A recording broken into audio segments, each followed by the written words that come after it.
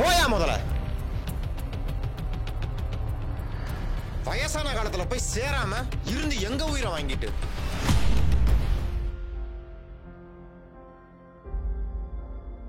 எப்படி தள்ளி விட்டு போறான் பாரு. நல்லா இருக்கும்போதே எனக்காக 4 காசு சேர்த்து வைக்காம விட்டேன். எல்லாம் என் பிள்ளைங்க பார்த்துப்பாங்கன்னு எல்லாத்தையும் அவங்களுக்கே செலவு பண்ணிட்டேன். இப்போ கையில் காசு இல்லாமல் நடுத்தருவில் நிற்கிறேன். நான் பண்ண தப்ப நீங்களும் பண்ணிடாதீங்க. என்ன தம்பி இப்படி சொல்லிட்டு போறாரு? இவர் சொல்றத பார்த்தா வயசான காலத்தை நினைச்சாலே பயமால இருக்கு. அட ஆமாண்ணே, அவர் மட்டும் நல்லா இருக்கிற காலத்திலே மாசம் 1550 ரூபா ஒதுக்கி வச்சிருந்தா நேத்தி கோடீஸ்வரனா இருந்திருப்பாரு. என்னப்பா சொல்ற?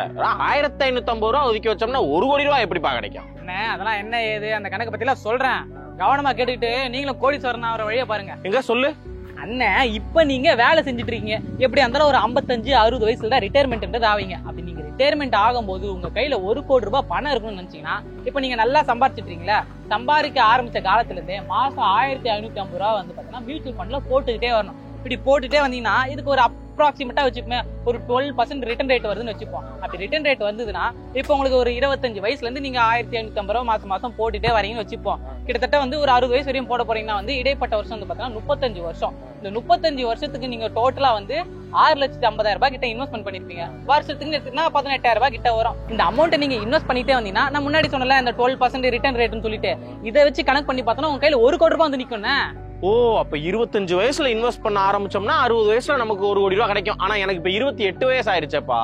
அது ஒன்றும் பெரிய பிரச்சனை இல்லை. இப்போ உங்களுக்கு 28 வயசு ஆகுதா, நீங்க இந்த வயசுல இருந்து ஸ்டார்ட் பண்றீங்கன்னா மாசம் கட்ட வேண்டிய அமௌண்ட் கொஞ்சம் எக்ஸ்ட்ரா வரும். நான் மேல சொன்னதோட கூட இங்க எவ்வளவு கட்டினா வந்து 2225 ரூபாய் கட்டிட்டே வருவீங்க.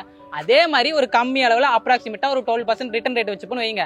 இதே மாதிரி நீங்க இப்போ 28 வயசுல கட்ட ஆரம்பிங்கன்னா 60 வயசு வரையும் கிட்டத்தட்ட வந்து ஒரு 32 வருஷம். இந்த 32 வருஷத்துக்கு நீங்க மொத்தமா 8.5 லட்சம் ரூபாய் கட்டிருப்பீங்க. இதோட லாஸ்ட்ல வந்து பாத்தீங்கன்னா உங்களுக்கு 1 கோடி ரூபாய் கையில வந்து நிக்கணும்.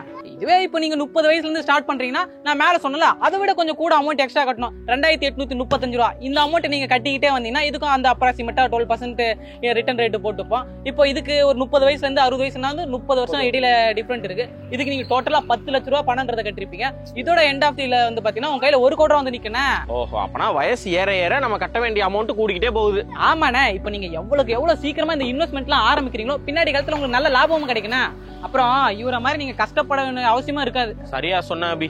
ஏன்னா இந்த காலத்துல எல்லாம் நியூஸை எடுத்தாலே, நியூஸை கூட விடு, நம்ம நேர்லயே பாக்குறோம். இந்த மாதிரி அப்பா வந்து தனியா மகன் விட்டுட்டாரு, வச்சுட்டாரு, தனியா போயிட்டாங்க, கொண்டுட்டாங்க, இந்த மாதிரியான விஷயங்கள்லாம் நிறைய பாக்குறோம்.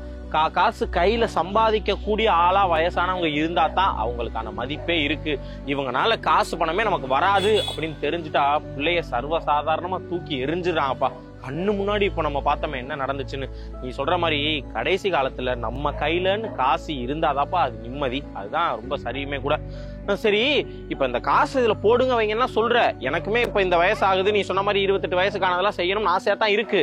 ஆனா எல்லாரும் மியூச்சுவல் ஃபண்ட்ல போடுங்க, இதுல செய்யுங்கன்னு தான் சொல்றீங்களே தவிர்த்து எந்த மியூச்சுவல் ஃபண்ட்ல போடணும், அது எப்படி போடணும், எப்படி பார்க்கணும், இந்த விஷயம்லாம் யாரும் சொல்ல மாட்டீங்களேப்பா. நீங்க சொல்றது சரிதானே. இப்ப எல்லாருக்குமே வந்து பாத்தீங்கன்னா ஷேர் மார்க்கெட்ல இன்வெஸ்ட் பண்ணா காசு கிடைக்கும், மியூச்சுவல் ஃபண்ட்ல இன்வெஸ்ட் பண்ணா அதிக லாபம் கிடைக்கும் பிற்காலத்துல அப்படின்ற விஷயம் எல்லாம் தெரியும். ஆனா அது எப்படி பண்றது, நம்மளா பண்ணமா இல்ல எதனா புரோக்கர் அதுக்குன்னு இருப்பாங்களா அவங்க கிட்ட போய் பண்ணமா என்ன ஏதுன்ற விஷயம் நிறைய பேருக்கு தெரியாது. நம்ம போன்லயே நம்மளே வந்து இந்த மியூச்சுவல் ஃபண்ட்ல ஸ்டாக் மார்க்கெட்ல இன்வெஸ்ட் பண்றதெல்லாம் இருக்குன்னு, அதெல்லாம் எப்படி என்ன ஏது. அதே மாதிரி இந்த டிமேட் அக்கௌண்ட் வேணும்னு சொல்லுவாங்க, அதுக்கப்புறம் ட்ரேடிங் அக்கௌண்ட் வேணும்னு சொல்லுவாங்க. அதெல்லாம் பெரிய ப்ராசஸா எப்படான்ற மாதிரி குழப்பம்லாம் நிறைய பேருக்கு இருக்கும். அதெல்லாம் என்ன கதை, நம்ம போன்லயே ரொம்ப ஈஸியா எப்படி நம்ம மியூச்சுவல் ஃபண்ட இன்வெஸ்ட் பண்றதுன்றத பத்திலாம் தெரிஞ்சுக்கணும்னு நினைச்சீங்கன்னா கமெண்ட்ல அபி ப்ரோ அப்படின்னு சொல்லி ஒரு கமெண்ட் பண்ணுங்க. ஒரு பேர் ரிஜிஸ்டர் பண்ணிட்டு இருந்தேன், வேற எதுவும் இல்லை. ஸோ கமெண்ட் பண்ண முடியாதவங்க வந்து ஒரு லைக் போட்டு விட்டுருங்க, உங்களுக்கு வீடியோ போட்டுடலாம். என்னன்னா லைக் போடுங்க அபி ப்ரோ, ப்ரோ நீங்க போடுவீங்க போடுவாங்கண்ணே. ஆமா, நம்ம எதுக்காக இப்படி வந்தோம், இதுலயே ஏதோ முக்கியமான விஷயத்துக்காக வந்தோம். அதை விட ஒரு முக்கியமான விஷயத்தை பார்த்தோம், அதை விட ஒரு முக்கியமான விஷயத்தை நீ என்கிட்ட சொன்ன, இப்ப நான் தெரிஞ்சுக்கிட்டேன். இதுக்கு மேல முக்கியமான விஷயம் நமக்கு எதுவும், நம்ம கிளம்புவோம். டீ குடிக்க போகணும் தானே. சரி, டீயை போட்டு போவோம். நீங்களும் டீ குடிச்சிருங்க. டீயை போட்டு போயிட்டேன். கோடி அருவி கொட்டுதே அடிய மேல